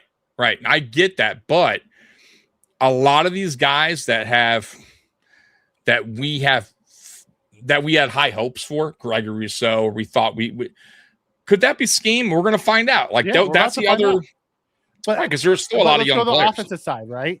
Mm-hmm. And in the crunch moment, James Cook started and fumbled the ball. And I get it. I get it. Yeah. You know, Kincaid had a chance to make the catch and dropped it. Yeah. Stefon Diggs dropped a big one against Kansas City. Bass missed the field goal. Josh missed the guy when he got bumped with the throw. You know, like the clutch gene so far in Buffalo hasn't been there. When you look at Kansas City, you look at the Patriots back in the day, you look at all those, the clutch gene was always there. We don't have that. We haven't had that guy yet. Like I agree. Josh has made the throws at times and guys just haven't come down with them. I agree, but you know what, too, that the teams you just mentioned, they have also had clutch coaches. Yep. You're not wrong. We have not. Nope. You can't you can't compare Andy Reid to, you know what I mean? Nope. Sean McDermott. I'm trying to. I'm just saying from the players on the field, that's where it's been. But doesn't that transfer over to the play, like these coaches? You know what I mean? Like I'm just saying, like it kind of does. It could, you know. Yeah. Like I'm with you. Jets have guarantee even. Oh, the Jets. I feel bad for Jets. There you go. Fans. Yeah. P.S. I'm a big Pistons fan too. There you go. Go Pistons. There you go. You know, there'll never be another 0-4 Pistons. Did the Pistons win or lose? Fucking lost, man. Game 7, embarrassing by 32 at home. Oh, fucking embarrassing. I know. This hurts. And by the way, the Sabres lost too. But at least the Sabres in their Game 7, at least they fucking put up some fight. I know you guys don't want to hear it. No, the Sabres pulled the Buffalo Bills. Let's be honest. They were the better team and found a way to choke it away. Let me tell you, I don't know much about hockey, but I was watching that Game 7. I got to say, there was a play there where they scored and the refs took it off the board because they blew the whistle early and the puck was still alive. Again, some wild bullshit. Doesn't that kind of happen to hurt Buffalo sports? It's like, what the fuck, dude? Yeah. By the way, 999 would like to have a little protest. Cameo. Where's the baby at? Where's the baby? What was more heartbreaking? The 4 straight Super Bowl losses, the 13 seconds. 13 seconds was more heartbreaking to me. Come here, baby. Like it sucked losing the Super Bowl, and the missed field goal really hurt. That 13 seconds gutted me. Oh, dude. The 13 seconds hurt me more. I'll never forget the post game I did on that. I was so. I was like I don't know how to feel. I was in shock, Mikey. Like my voice was done. I was in shock. I remember getting text going, "Congratulations," when we scored that touchdown. And I didn't reply back on purpose to these people because I just know. My brother called me. My brother called me and said, "Congratulations." I'm like, "It's not over yet." And they went right down to the field goal. He texted me and said, "I'm sorry. I'll never call you early again." Dude. And tell me, we don't always, as Buffalo fans, like forever, we will never, like that will never go away. That will never go away. that feeling of the game ain't over until it says 0 when it comes to the Buffalo Bills, man. Like anything can happen when it comes to us. Yeah. Listen, I don't think our roster was bad. I just don't think it was top 5 roster last year. We had a good roster. We also have an alien at quarterback. You know, Jags are much worse than the Bills. Jags will miss the playoffs this year. Jags were playing really good football at the time. They got hot down the stretch. If we can go to the AFC Championship with Matt Collins, then I believe we can get to the Super Bowl with DJ Moore. Yeah. Yeah. Listen, I still have faith. I have faith that our defense will be better than it was last year because can it really be much worse? You know, J17 will win 3 Super Bowls in the next 7 years. Thank you, Scott. I could use that. I'll be happy with 1, but if you give me 3, thank you very much. Sabres are the opposite of the Bills. They have several good young players who are on the rise. Sabres will win a cup before the Bills win a Super Bowl. Ouch! That one hurts me because I'm not even a hockey guy. Well, listen, he's a Patriots fan. I know. He has that feeling about us. He was kind of upset they were not winning the division for quite some time. I get it. We are kind of enemies. Oh, so you still believe that the Patriots are going to win the division this year? So the Bills should still get a wild card. Who? 999? I don't think so. I think this is going to be. I'll tell you what. This is going to be a very interesting year for the Patriots. I think they're a good team. I think they've done it right as far as their rebuilding. They hired the right coaching staff. But here's your strength of schedule now. Like this is a different. Now you're going against like some of the better teams during the regular season. Now let's see how you hold up this year. I still think you'll be a good team, but this is going to be an interesting year for sure. 100%. I'm with you, Spin. Except I was 10 at that time, so it didn't really hit me like 13 seconds hit me. That's why I say that. Oh, it hurt me. Like I was 10 when that happened. Like I was still playing outside while the Super Bowl was going on and having a good time with my brother, and then I'd go in and check out the score of the game. Like I wasn't really in depth in football like I got later on. Okay, you know, I still love the Bills, but I'm with you on that. It just wasn't the same. I think for me it hurt, but you're like for me, I kind of with you. Like I was still learning the game, but when I like the following year when we went against Washington, I was like really fully invested, and we got our fucking asses kicked, and then we got stomped twice by the Cowboys. Dallas back to back was just Thurman couldn't find his helmet. Dude. How do you lose your helmet? You know what's weird though? I mean, I don't know about you, but as a fan, then I took it for granted. Yeah, getting there. Because it was like, oh, we'll get there again. We'll get we did. We got the 4th straight year. And I just was like, oh, we're such a fucking great team. We're going back again. It's like, and then we don't even get to the playoffs. One of these. We're going to get one of them.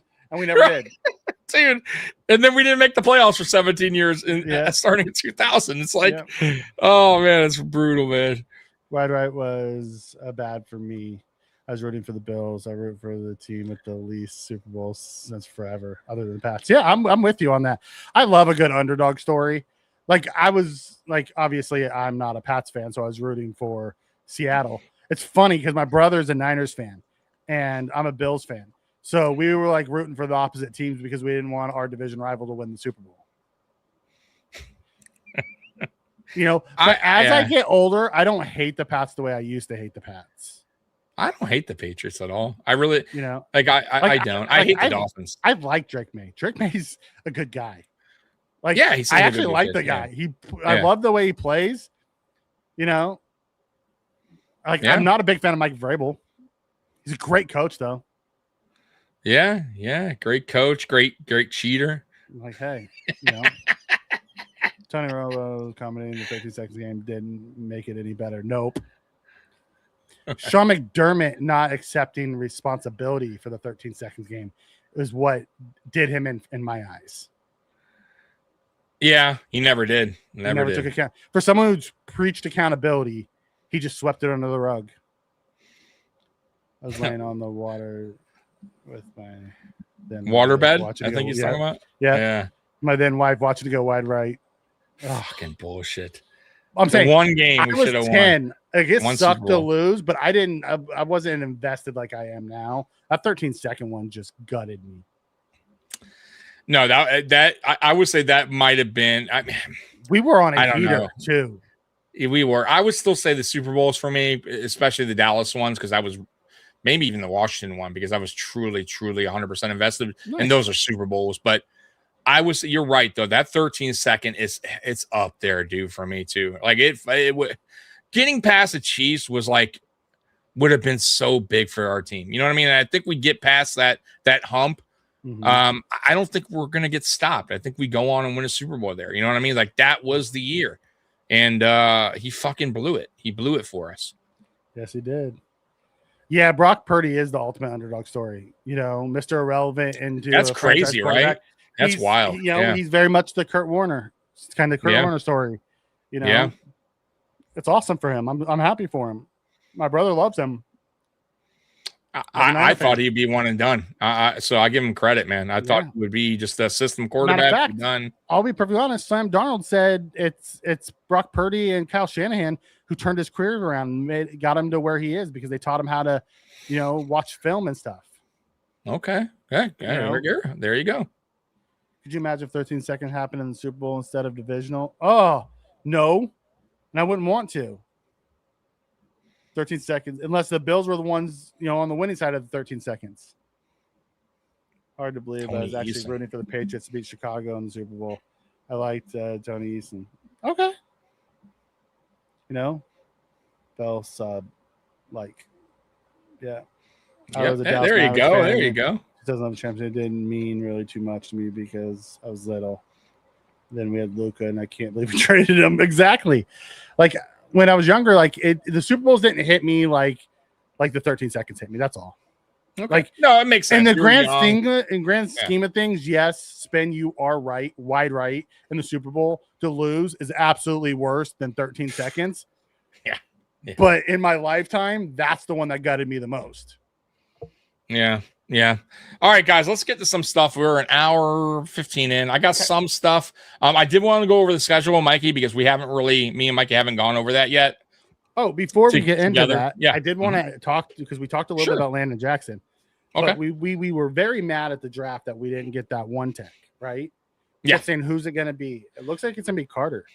Carter weighs 330 now. Yeah, gained a lot of weight. Yeah, I'm interested to know if that's going to work out. It's a project, and we don't know what it's going to be.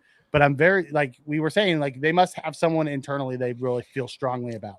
It sounds like it's going to be Carter, who's the guy that they feel strongly about, and that's why they didn't go that route.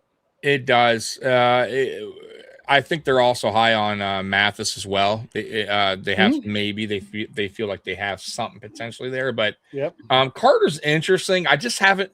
My problem with Carter is he's been hurt. Yep. And I just haven't seen enough because he's been hurt to really believe he was a 300-pound 3 tech last time we saw him. Now he's a 335-pound. I get it. But once again, I don't know. I haven't seen enough. So if he could stay healthy, you can say that about Carter. You can say that about Jackson. You can say that about right. Sanders. You can say that. Yeah, absolutely. You can probably even say that about Oliver at this point because he missed so much time. There's so much unknown on that defensive line. There is, but I've seen enough Oliver to know what he can do when healthy. I haven't seen enough. Have a good night, Carter. man. Appreciate you being in. Have a good one, brother. I haven't seen enough Carter. I haven't seen enough Sanders. You know what I'm saying? Or Jackson to go, okay, when healthy, watch out. It's kind of like Kincaid, right? When we have these guys on the roster, we know enough when they're healthy, they're good, but the problem is staying on the field, right? So with these guys that we're talking about, we have no idea yet. The best faction. Oh, NWO. And NWO. It's hands down, bro. That's no question about it. NWO changed wrestling though. When wrestling was at a all-time low, at WWF at the time was when you look at the best wrestling faction of all time, NWO changed it, had the biggest impact. It's still one of the, I think, best selling. The problem was the original NWO. but they didn't let it fester very long. Then they started splitting it off and doing some weird shit with it. The original NWO for that short run, because it was a very short run with the original NWO before they went all wonky. Well, they went, Wolfpack and shit. Yeah. But still, but you could say that about the Horsemen too, because you remember the Horsemen constantly moved around people. You know what I mean? I enjoyed DX. But they also didn't have like a super long run. You know what I mean? Like they had about as long as run as the NWO. So I don't. They had a longer run than the original NWO. I guess I still think NWO is bigger. I still think they were. They had a bigger impact on wrestling. And a bigger impact, yeah. Who's the best I know it's close. faction? I guess, yeah. But it's also. Did you like WCW better? Or did you like WWF? Oh, I was a WCW guy. Yeah, I was a WCW guy. And that's gonna tie into who you like more.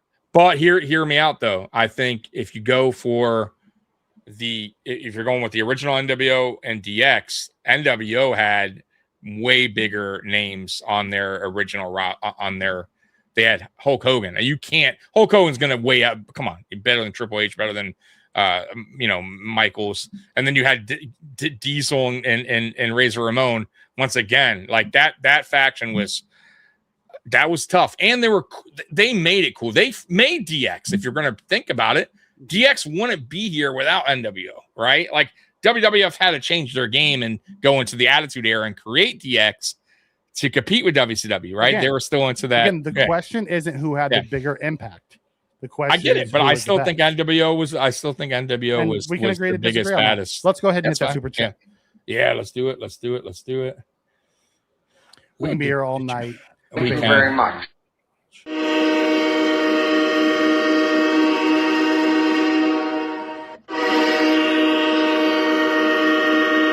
That's right. Appreciate that super chat, brother. Richie says, in my opinion, if we don't win the Super Bowl in the next 3 years, it probably won't happen. Allen's style of play, I don't see it. Will always be a fan of my team, but 110 years between the Bills and Sabres and no chips just sucks. Yeah. Like the Bills are going to win one at some point. I just don't know if it's going to be in the Josh Allen era, and that's going to suck if it's not. Yeah. But going back to the other one, you want to hear a sneaky good one that wasn't listed? Sure.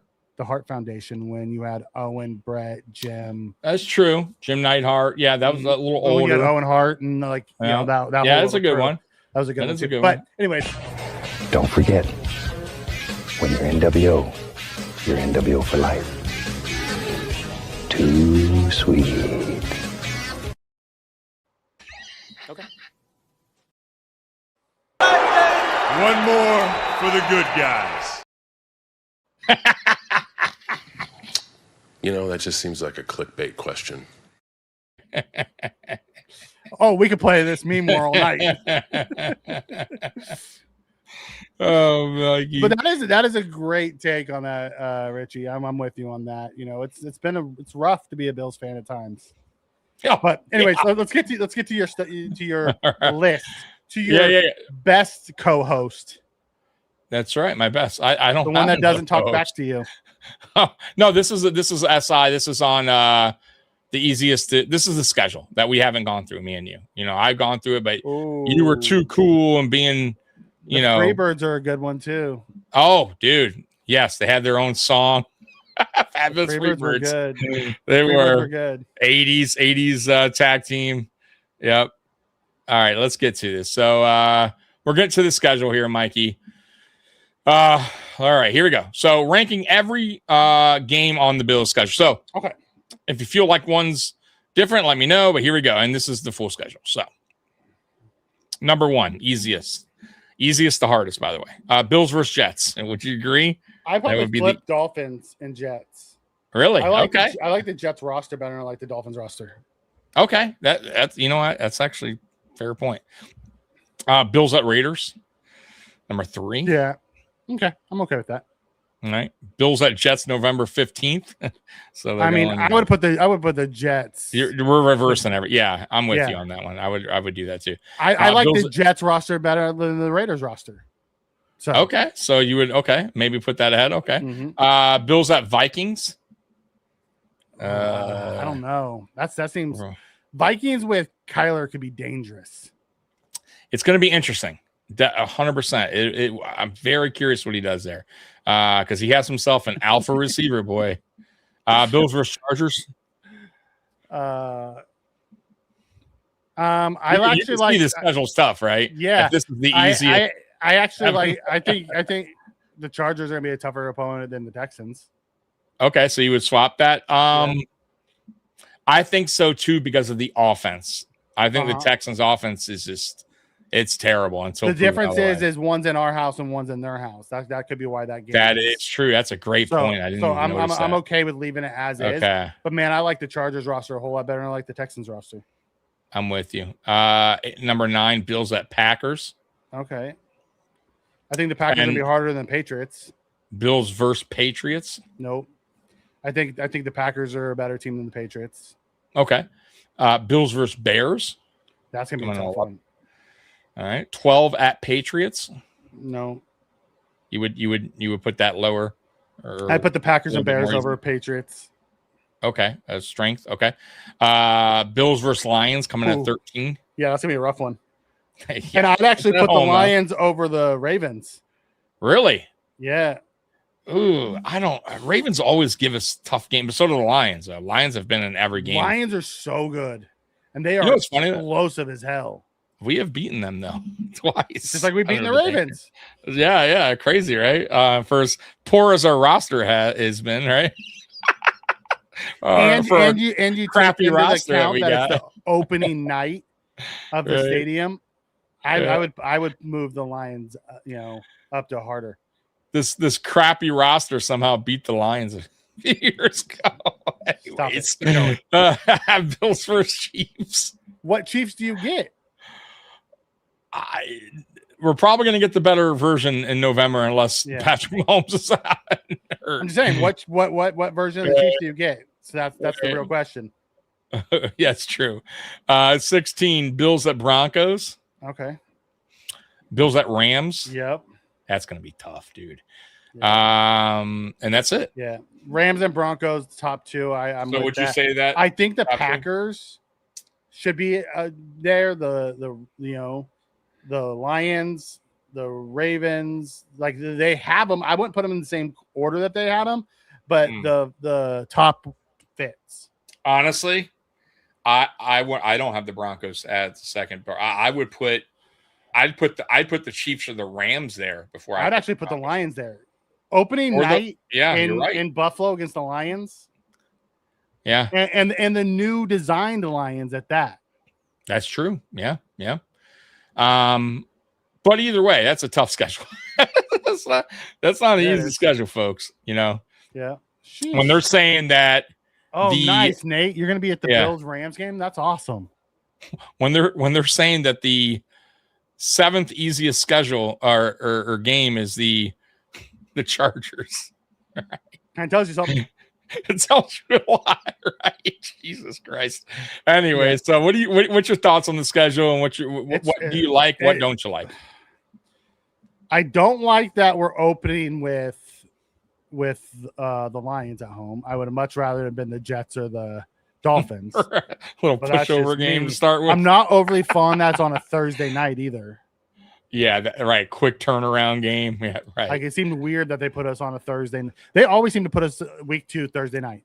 We always seem to be there. Yeah, and why would you do that knowing this is a big, opening night, new stadium? A Sunday night or a Monday night game. Should have been exactly. Sunday night or a Monday night game. Weird why they would schedule that on a Thursday. Because Amazon wanted it. They wanted Fitz there. They wanted true. There's a lot of things that go into why that's there. Yeah. So McAfee's gonna do his show from there. They're gonna have the Amazon crew there. They're gonna make a big old thing about the pregame up about the Bills roster. It's a standalone game. It's the first game of the week.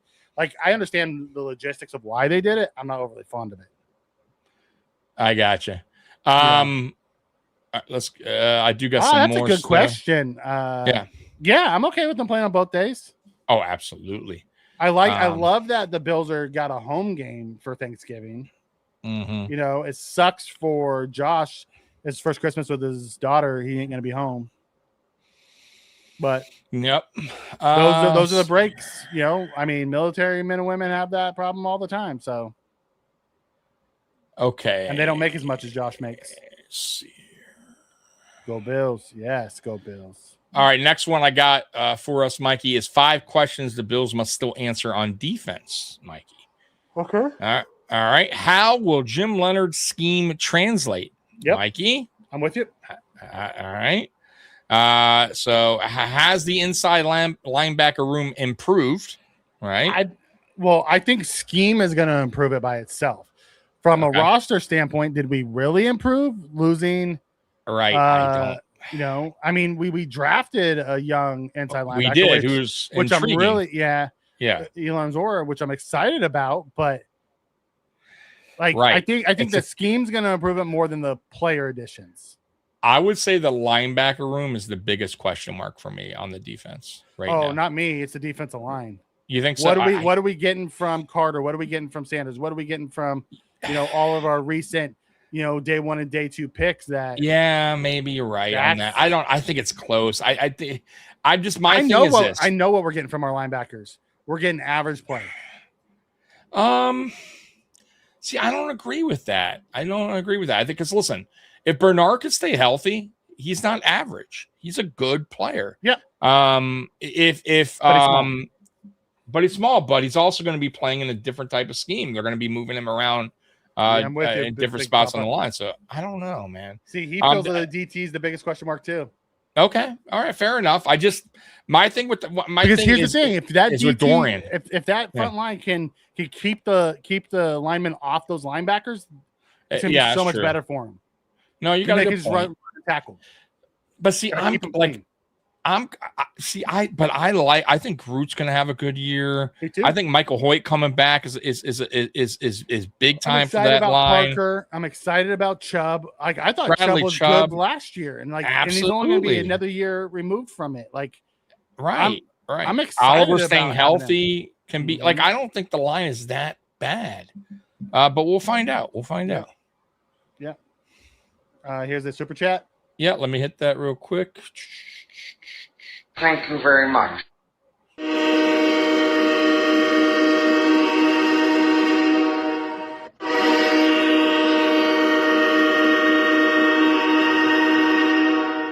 Appreciate that, Richie. Oh, sorry. Yawning. Says we're demolishing the Texans week 1.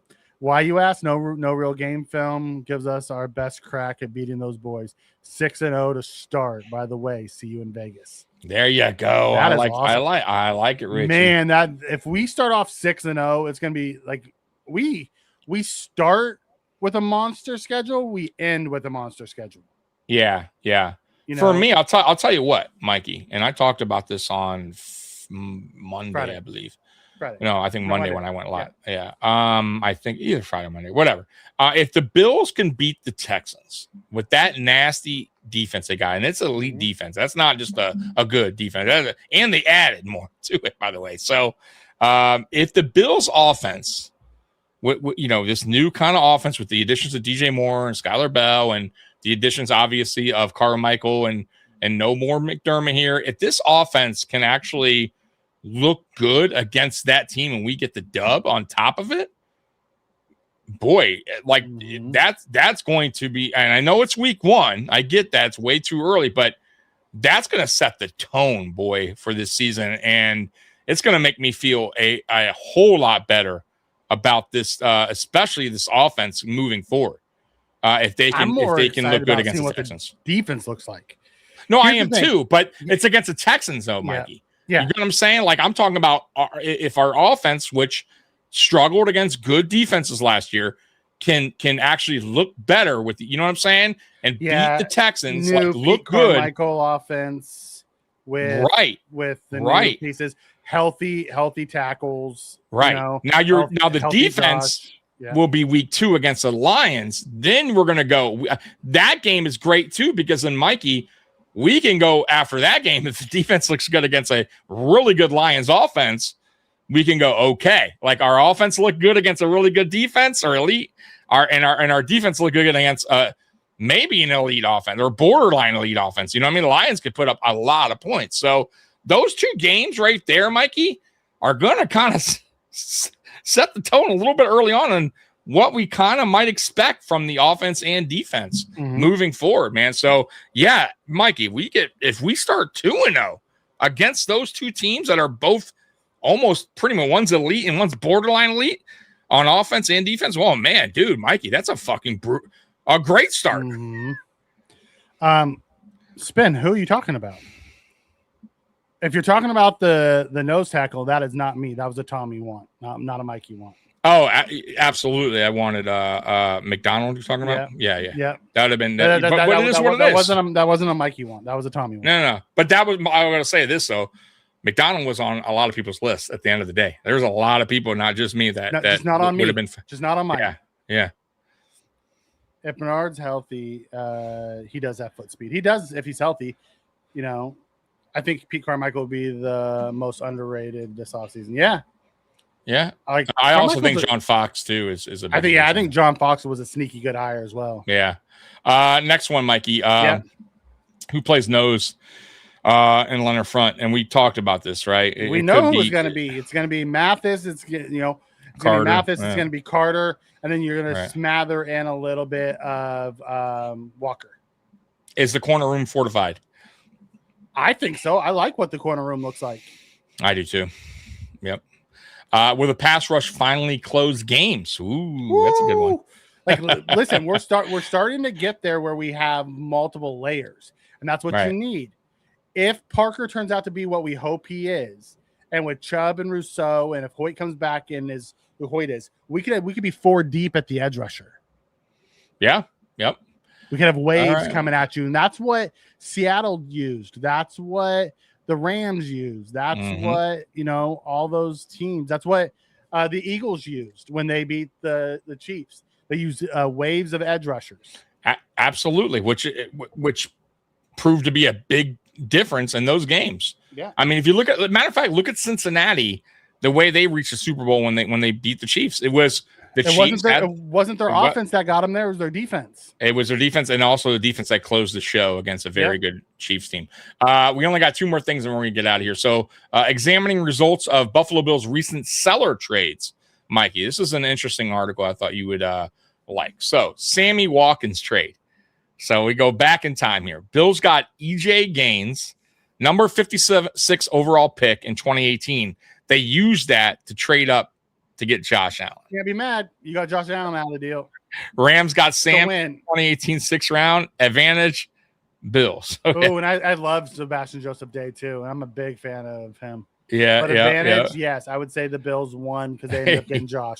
Correct. Ronald Darby trade. Bills got Jordan Matthews. Remember that? 2018 3rd round pick we used on Harrison Phillips. Good pick. I love Harrison. Eagles got Darby. They say advantage Bills. What do you think? Yeah. We got Harrison. Darby fell off after that first year with the Bills. He did. I know. He was not good with the Eagles, and they never really recaptured that spark he had with the Bills. And I had high hopes for him. I thought he was going to be something special, man. Marcel Darius trade, Mikey. Bills got the 5th round pick they used on Wyatt Teller. Jags got Marcel Darius, but it's a push because we wanted him trading Wyatt Teller. I'm like, that could have been a fantastic win for the Bills, but we traded him. Yeah, absolutely. We fucked that one up. Yes, Cardell Jones, remember him? We got a 7th round. We used it for a trade for Kelvin Benjamin. Chargers got Cardell. Advantage Bills. I don't know. Is it we only gave up a 7th, though. I mean, it's not. But who was worse, Cardell Jones or Kelvin Benjamin? That's a push. That's not an advantage. That's a push. I agree. Because Kelvin was not bad. good. He wasn't good here. Reggie Ragland, remember him? We got a 4th round pick. We used it to trade up for Dawson Knox. Chiefs got Reggie, and we got Dawson. Reggie was just a bust.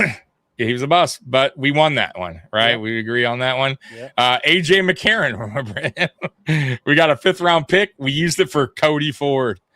It says advantage Bills. I don't know. I don't think so. No. Right. It's a push at best. It's a push at best. Yeah. Cody was such a disappointment. Kevin Seymour trade. We wide receiver Kalen Clay, 2019 7th round pick. We got Tommy Sweeney. Panthers got Kevin Seymour. Yeah. What do you think? Keep on seeing more. Yeah. It says push. Okay. Yeah. I don't think either team really came out with anything there. No. Eli Harold trade. We got Ryan Bates. The Eagles got Eli Harold. Like it looks like it was just a one-on-one. Yeah. Actually, Ryan Bates ended up being a key. He was reserve lineman for us. 6 lineman. He was good. Yeah. That was a good trade. Yeah, dude. I forgot about some of these guys. It's funny. You know what's funny? These are all ones that we won. We're not talking about the Patrick Mahomes one where we lost. The Chiefs get Patrick Mahomes and we get freaking David. Trey White. I mean, we did use that pick to move up to get Josh Allen, so I guess we didn't lose. It's more of a push. Marshall Newhouse, remember him?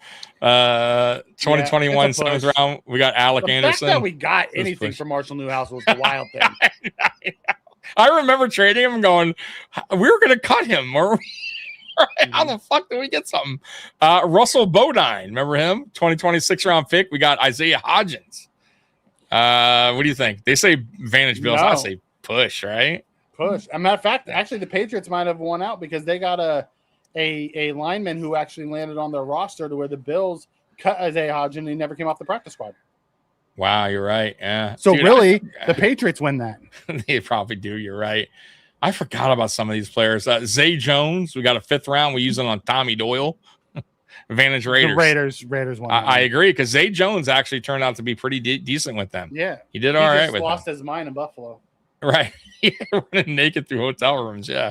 Wyatt Teller trade. Bills got 5th round pick. They used it in a trade for Stefon Diggs. Plus, they got Tyler Bass. Browns got Teller 7th and a 2021 7th round pick. They used in a trade for Tony Fields. It says Advantage Browns. What do you think? No. Stefon Diggs was so instrumental to Buffalo's success for that 4 years that he was here. I agree. Yeah, I agree. No. Yeah. Like Tyler Weller was an all pro, but so was Stefon Diggs.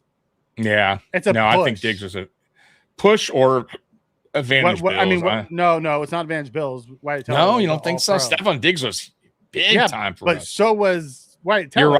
You're right. He was damn good. All pro. Yeah, I guess you're right. Push. Lee Smith trade. 2022 was 7th round. We used it to get Kyrie Elam.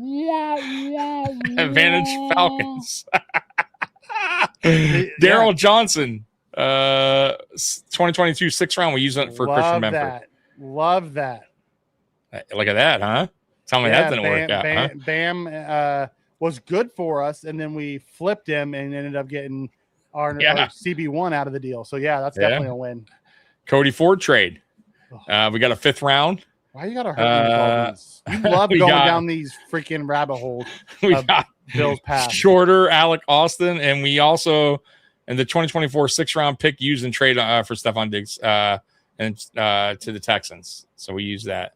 What do you think? Says Cardinals got Cody Ford, Advantage Bills. No. You think we won that? I don't think anything happened there. Shorter never did anything. Austin never did anything. Like no. Yeah, no. I don't even know. Nothing. Yeah. Carlos Boogie Basham. We got a 6th round pick. We use it on Dorian Strong, who if now Dorian Strong didn't get hurt, I would have said yes. Correct. Yeah. He looked good in his little bit of run until he got hurt. So it's definitely a push. The other Stefon Diggs trade. Bill's got 2025 2nd round pick. We used it for TJ Sanders. Advantage Texans. Yeah. Right now. Right now. Yeah. Teron Johnson. We got used it in the trade. We got IGB. It says to be discussed. TBD.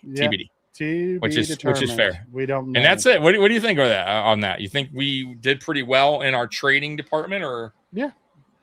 Okay. I think they were a little nice on some of them. Yeah, You know. Yep. We won more than we lost. And that we got one more thing, guys, and that's because Josh Allen turned 30 years old this week. So we have 30 incredible that's stats. A good one, Spin. I forgot. Yeah, Lee Smith actually retired before playing a snap for them. Oh, you're right. He did. I forgot about that. So technically the Bills win because they got something no matter what it was. Yeah. For that. I forgot he retired before that. Yeah. All right, last thing for the night. 30 incredible stats and numbers that define Josh Allen's dominance on this third. 30 for 30. So here we go. 30 for 30 for Josh. All right, here we go. 30 for 30. Stats and numbers that define Josh Allen's career so far. All right. Number 1, he's been elected to the Pro Bowl 4 times. 2, named a second team All-Pro twice. 3, has collected 1 NFL MVP award. Number 4, said MVP. I'm not going to lie. I'm surprised the MVP wasn't the first one. Yeah, you're right. Said MVP came in 2024 when he led the Bills to 13 wins. 5, their 5th consecutive East title. 6, all while also logging 40 total touchdowns. 7, 6 of these touchdowns came in early December. Lost to the Rams when he became the first player in league history to record 3 passing touchdowns and 3 rushing touchdowns in the same game. 8, Allen's incredible 2024 season led to him signing a 6-year, $330 million contract extension the following offseason, tying him to the Bills through 2030. Allen has been named to the NFL top 106 times. 10, he's also been named to the AFC Offensive Player of the Month 3 times. 11, and the AFC Offensive Player of the Week 18 times. Shit. Allen's 200. Usually after we play the Dolphins. You're right. Allen's 237-pound frame makes him a dominant force as both a passer and a runner. 13 is he set the NFL record for most rushing touchdowns in a single season by a quarterback in 2023, 15 times. 14, this added to what became a league high 79 in counting career touchdowns on the ground by a quarterback. That's crazy. Allen also has the most career postseason rushing yards by a quarterback, 767, and that continues. That's going to continue to go up. There's no way Josh Allen's only 237 pounds. Yeah, no, he's bigger than that. Which has come on an also NFL record 135 career postseason rushing attempts. It's wild, bro. Speaking of the playoffs, Allen, and by the way, people talking about Allen doesn't do good in the playoffs, or he finally had a bad one against Kansas City in his first one. He had a bad one against the Bengals, which we just crapped the bed all the way around. And then he had the 4 turnovers in the game last year, but still gave us a chance to win it. Yeah. But I mean, overall though, Allen in the playoffs is actually one of the most decorated. Yes. One of the best quarterbacks ever based off of stats. Yeah, exactly. Speaking of the playoffs, Allen's 149 passer rating in the 2021 postseason is the highest in league history. Someone's texting you. No, it was my Bluetooth. He's also the first player in NFL history to record 25 passing touchdowns, 8 rushing touchdowns in his playoff career. 19, Allen's most productive and efficient rushing season came in 2021 when he ran for a career high 763 yards, while tallying a league high 6.3 yards per carry. Allen is the fastest player in NFL history to reach 300 total career touchdowns. He did so in 127 games. In total, Allen has logged 301 total touchdowns, 220 passing, 79 rushing, and 2 receiving. We're getting to the end. 27, Allen is the first player in NFL history to record 40 or more passing and rushing touchdowns in 5 straight seasons. It snapped last year because he only had 39. Oh, yeah. Dawson Knox dropped it. Oh, you're right. Yeah. In total, Allen has thrown for 30,102 career passing yards, rushed for 4,721 career rushing, and he's also been left hanging for a handshake by former Sports Illustrated writer Peter King once. Yeah. You remember that? Josh waited a year to get him back. Yeah, it's just like And the following year, Josh did it to him. Yeah, Josh did it to him. Oh my God! So that's it. That's all I got, man, for the night. It was a good time. I'm glad I got to come on a Friday night. It's been a while since it was. Up on a Friday night. I do have to close out the show. Mr. T's advice of the day. If you'd like to hear some advice from Mr. T, he also celebrated a birthday this week, and that's why we're doing the Mr. T advice as well. So, Mikey, this is some good advice. I hope give it to me. You need to take this advice. All right. Here we go. Hey, this is Mr. T talking. It's capital T that rhymes with me. You know, sometimes we get so wrapped up in how a problem bothers us, we don't see what the problem really is. So when you get your feelings hurt by somebody you love, think a minute before you cry and moan about your own feelings. Because the person you love might be the one who's really hurting. Take it from me, Mr. T. Did you learn something there? So don't be bitching and moaning. Could be the other person that's really. Listen, you hurt my feelings. I'm going to tell you that.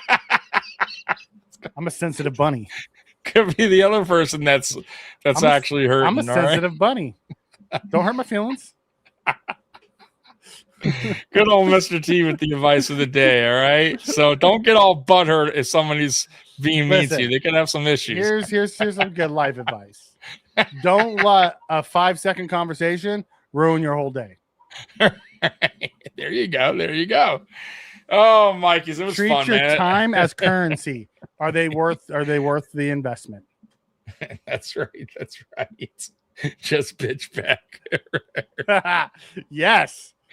I do it to spend every week on here because he hurts my feelings. Yep.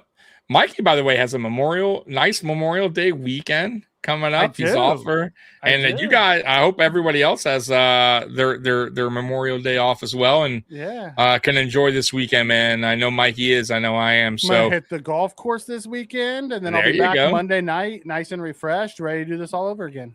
There you go, guys. I'll be back Sunday at 1:00 for the Down and Drought series. It's going to be interesting. Mikey, did I play this for you? I think I did, but I want to play this for you because did you hear this? I did the Down and Drought the other day, and I could not believe so remember Buddy Nix? Yeah. You're okay. So yeah, you sent this to me. Oh, did I? Okay, I don't have to play it then. Dude, that was the funniest shit. That dude said people were calling his phone 15 times a day begging for the Buffalo Bills to be the next Buffalo Bills head coach. You said he could hire 40 coaches in the first week alone. Where the fuck is these 40 coaches? Wasn't that right after one of the coaches quit on us? Wasn't it right after Marone? When we fired Dick Geron. Oh, it was when we fired Dick Geron. Okay. We just fired Dick Geron. And then we hired Marone and he quit on us. No, we hired. No, it wasn't. It wasn't Marone. It was we hired Gailey. Yeah, no, but I'm saying, then two coaches walked on us. Malarkey and Marone both walked on us. No, Malarkey got fired. Yeah. Did he really? Yeah, well, kind of. I mean, he said there was some noise that he didn't want to return. I think, and then he winded up returning. He got fired. And then he got fired after the season. But Marone just flat out said, "Fuck this shit." Nice, Roy. Got a family reunion on Sunday. There you go. Gotta love family reunions. All kinds of good food, always. All right, guys. So I'll see you guys Sunday at 1 for the Down and Drought series, and then me and Mikey will be back Monday at 10:00 for Monday Night Uncensored. Bills Mafia, we love you, and as always, go Bills. We're out of here. Peace. Go Bills.